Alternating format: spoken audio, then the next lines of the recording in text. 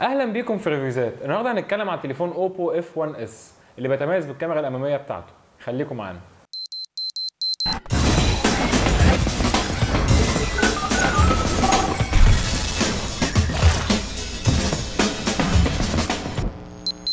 تصميم التليفون شيك جدا، هو التليفون مصنوع من المعدن وده مديله شكل حلو جدا، والحقيقه ان تصميمه اقرب كتير قوي للايفون.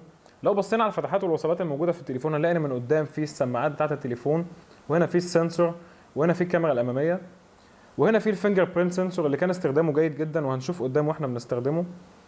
من تحت هنلاقي فيه فتحه الشاحن والسماعات بتاعه التليفون، وفتحه السماعات اللي شايفين ان مكانها هنا مش موفق وكان الاحسن ان هي تكون فوق. لو بصينا فوق مش هنلاقي فيه اي فتحات خالص. اما من على اليمين هنلاقي فيه زرار الباور، وهنا فيه الفتحه بتاعه الخط والفتحه بتاعه الميموري كارد، واحنا ممكن نركب 2 خطين نانو زائد الميموري كارد، ودي شايفين انها ميزه كويسه مش موجوده في كل التليفونات. على الشمال فيه الفوليوم روكر. اما ظهر التليفون ما فيهوش غير الكاميرا والفلاش. شاشه التليفون حجمها 5.5 بوصه، ولو لاحظنا هنلاقي ان البيزلز بتاعت التليفون حجمها مش كبير، فبالتالي الشاشه واخده حجم كويس من التليفون، وهي مصنوعه بتقنيه IPS LCD ودقه HD. الحقيقه الدقه كويسه زي ما احنا شايفين في الفيديو اللي قدامنا، لكن كنا متوقعين ان التليفون بالحجم ده وبالسعر ده يكون الشاشه بتاعته فول HD مش HD. كمان الشاشه متغطيه بطبقه جوريلا جلاس 4 بتحمي التليفون من الخدش، والازاز بتاعها 2.5D. ولو بصينا على ازرار التحكم الاساسيه هنلاقي ان هي موجوده تحت الشاشه على طول، والمره دي الازرار دي موجوده باكلت او مضيئه علشان تسهل علينا استخدام الموبايل في الضلمه. نظام التشغيل الموجود في التليفون هو اندرويد لولي بوب 5.1، ودي حاجه غريبه شويه لان التليفون جديد كنا متوقعين ان هو ينزل بمارشميلو، ولكن اكيد التحديث ده هيجيله قريب.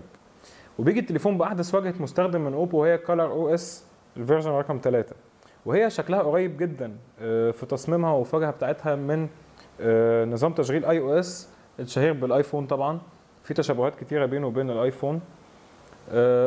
واجهه المستخدم بتاعه اوبو كولر او اس فيها اكتر من ميزه او فيها اكتر من خاصيه. اول حاجه ان احنا لو عملنا بنش بيتيح لنا ان احنا نضيف ويدجتس على التليفون من الويدجتس الموجوده، او ان احنا نتحكم في الافكتس اللي بتحصل لما بنيجي ننقل من شاشه للتانيه. هنلاحظ برضو ان احنا لما بندوس على اي ابلكيشن بيطلع لنا اكتر من اوبشن ان احنا ننقله من الشاشه دي او لاي شاشه تانيه. كمان من الحاجات التانيه الموجوده ان هنلاقي ثيم ستور، في اكتر من ثيم موجود في التليفون بيغير في شكل التليفون تماما، وبيغير من شكل الايقونات وبيغير من شكل كل حاجه الحقيقه موجوده في التليفون. ده بالاضافه لبرنامج السكيورتي سنتر الموجود في التليفون اللي بيتيح لنا ان احنا نتحكم في الصلاحيات الخاصه بالبرامج، وبيعمل فيروس سكان وبيعمل كمان كلين اب وبيسرع من اداء التليفون. حاجه تانيه موجوده في التليفون هي الوان هاندد مود، ان احنا لو عايزين نستخدم التليفون بايد واحده نقدر نستخدمه بايد واحده ومش هنحتاج ان احنا نستخدمه بايدينا الاثنين في الوان هاندد مود. كمان التليفون فيه حاجه او خاصيه اسمها الاي بروتكشن، والاي بروتكشن دي بتغير من لون اضاءه الشاشه فبتلغي البلو لايت علشان تكون اريح لعينينا بالليل لو عايزين نقرا من على شاشه الموبايل مثلا على سبيل المثال. ومن الحاجات المهمه اللي عايزين نتكلم فيها هي الفينجر برينت سنسور، اللي الحقيقه شايفين ان هو اداؤه وسرعته من اسرع الفينجر برينت سنسورز الموجوده في السوق المصري دلوقتي، وبيتيح لنا ان احنا ندخل لحد 5 بصمات مختلفه، وبيتيح كمان ان احنا كل بصمه نحطها ان هي تكون بتعمل حاجه معينه.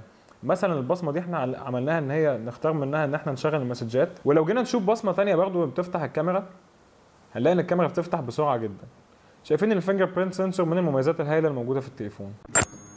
بالنسبه لاداء التليفون فالتليفون بيجي ببروسيسور ميديا تك MT 6750 ثماني النواه بسرعه 1.5 جيجا هرتز، وده نقدر نقول ان هو معالج متوسط مش بيتميز بالاداء القوي ولا بالاداء الضعيف بتاعه. كمان الموبايل بيجي برامات 3 جيجا بايت رام، ودي بتعتبر ميزه كويسه جدا في التليفون بتخلي استخدام التطبيقات والالعاب سلس اكتر زي ما احنا شايفين قدامنا دلوقتي في اللعبه اللي احنا بنلعبها. مساحه التخزين الداخليه الموجوده في التليفون هي 32 جيجا بايت، بعد ما السيستم بياخد المساحه بتاعته بيفضل لنا حوالي 25.5 جيجا بايت، وبعد ما نزلنا البرامج والالعاب بتاعتنا كان فاضل حوالي 21.5 جيجا بايت. ده رقم معقول، ولو احتجت ان انت تستخدم اكسترنال ميموري كارد او ميموري كارد خارجي نقدر ان احنا نعمل ده. اما بالنسبه للبطاريه بتاعه التليفون فالتليفون بيجي ببطاريه 3075 ملي امبير، ومع ان بطاريه التليفون بتقعد فتره كويسه جدا، ولكن للاسف التليفون مش بيجي بخاصيه فوك للشحن السريع المشهور بيها اوبو، ولكن بيدعم خاصيه الشحن السريع العاديه.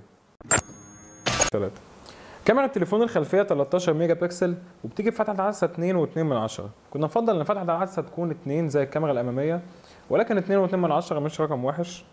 وبالرغم من التركيز بتاع اوبو كان على الكاميرا الاماميه في التليفون ده، الا ان الكاميرا الاماميه لو دوسنا هنا هنلاقي ان فيها الاوضاع اللي بتيجي معاها زي الالترا اتش دي والجي اي اف والدبل اكسبوجر والاكسبرت مود اللي بيستخدمه الناس اللي بتعرف تصور مش بتستخدم المانيوال مود.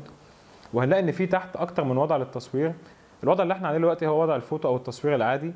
هنا البيوتي مود اللي بيشيل الرتوش او الحبوب الموجوده في الوش. هنا البانوراما لو عايزين نصور منظر طبيعي او حاجه عريضه. وهنا في الفيديو مود. وهنا في التايم لابس مود اللي بيساعدنا ان احنا نصور فيديو المنظر طبيعي بيسرعه بسرعه اكبر بعد ما احنا بنصوره. لو بصينا فوق هنلاقي هنا ان احنا ممكن نقفل او نشغل الفلاش والاتش دي ار. وهنا في زي نسخه مصغره كده من القائمه بتاعه السيتنجز او الاعدادات ان هي بتخلينا نتحكم في شويه حاجات بسيطه، لكن قائمه الاعدادات الرئيسيه نقلوها مع السيتنجز الثانيه بتاعه التليفون واللي شايفين ان هي حاجه غريبه شويه. الحقيقه احنا استخدمنا الكاميرا بتاعه التليفون في اكتر من وضع، ولكن احنا لسه هنعمل فيديو مفصل للكاميرا هنعرض فيه كل السامبلز بتاعه الصور اللي احنا صورناها وهنكلمكم فيه بالتفصيل عن الكاميرا. عايزين نتكلم دلوقتي عن الفرونت كاميرا. هنقول لكم ان هي 16 ميجا بكسل، فتحه العدسه بتاعتها 2 ودي اوسع من المين كاميرا، وده بيخلي ان هي اضاءتها او دقه الصوره بتاعتها في الاضاءه منخفضه بتكون احسن كمان من المين كاميرا. وزي ما قلنا لحضراتكم ان احنا هنعرض لكم السامبلز بتاعت كل الصور وهنتكلم عن الكاميرا عامه بالتفصيل في الفيديو المفصل اللي هنعمله لسه عن الكاميرا. من الاخر تليفون اوبو اف 1 اس تليفون جديد من شركه اوبو مخصص لهواة السيلفي. شايفين ان هو ناقصه شويه حاجات زي ان هو كان يجي معاه اندرويد مارشميلو مش اندرويد لولي باب، وان الشاشه كانت تكون فول اتش دي مش اتش دي، وان احنا كنا نشوفه بخاصيه الشحن السريع الشهيره بيها شركه اوبو وهي الفوج. ولكن على الناحيه الثانيه التليفون فيه مميزات كتيره زي الكاميرا الاماميه اللي تعتبر من احسن الكاميرات الاماميه الموجوده في السوق دلوقتي، والفينجر برينت سنسور بتاعه اللي اداؤه يعتبر ممتاز، كمان التصميم بتاع التليفون انيق وجذاب. ده كان تقييم تليفون اوبو اف 1 اس. لو عايزين تشوفوا تقييمات ومقالات تانية تابعونا على الموقع بتاعنا reviewzat.com، تابعونا على فيسبوك وتويتر وانستجرام ريفيوزات. كان معاكم احمد مغازي، سلام.